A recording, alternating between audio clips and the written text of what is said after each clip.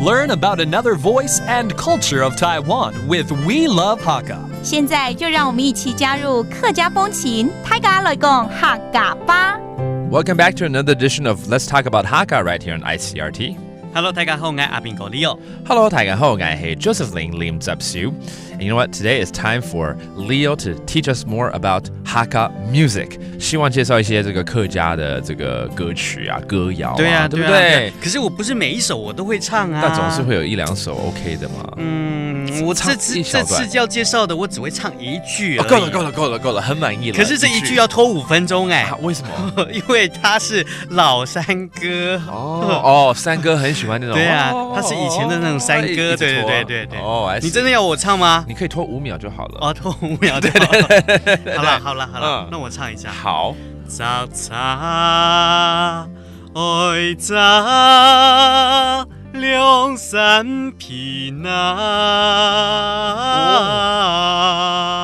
哇哦，耍。很好啊 ！Oh my goodness！ 开始起鸡皮疙瘩了，不错。所以其实他如果正常唱的话，他可以拖很长就对了。对，尤其那种老一辈的人啊，他们都是那种隔着山这样对唱的时候，那要拖得很长，那才表示自己的功力好。I see. From time to time, we like to ask Leo to introduce us to Hakka music, and just now he sang a mountain song, a very famous mountain song. And because it's a mountain song, a lot of times they sing from one mountain to another hill, and they have to sing it out loud and elongated the notes, but Leo just did a condensed version. 刚刚是一个浓缩版，只是唱了一句话，对不对？对啊。那刚刚你唱那句话是什么意思？刚刚的我唱的意思就是采茶的时候呢，要采2、3皮。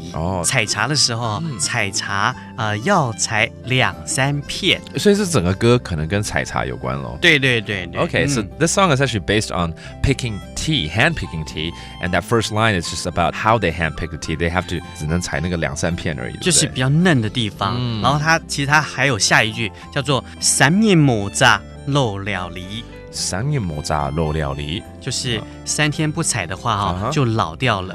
Again, it's the process of how to hand-pick tea leaves and how delicate the process is, and the timing has to be right. Otherwise, the tea leaves will go bad. 那Leo你应该把整首歌全部唱完才对啊。我就只会唱一句啊，不然我回去找看啦。如果下次我找到这首歌的话，我就带来放给大家听好了。也可以啊。好。Let's hope that Leo can bring the entire song or even sing the entire song next time we talk about this again, okay? Well, that does for today's talk about Hakka. 什么大家？俺只say 张来了。客家风情由行政院客家委员会监制。We Love Hakka has been brought to you by the Executive Yuan's Council for Hakka Affairs.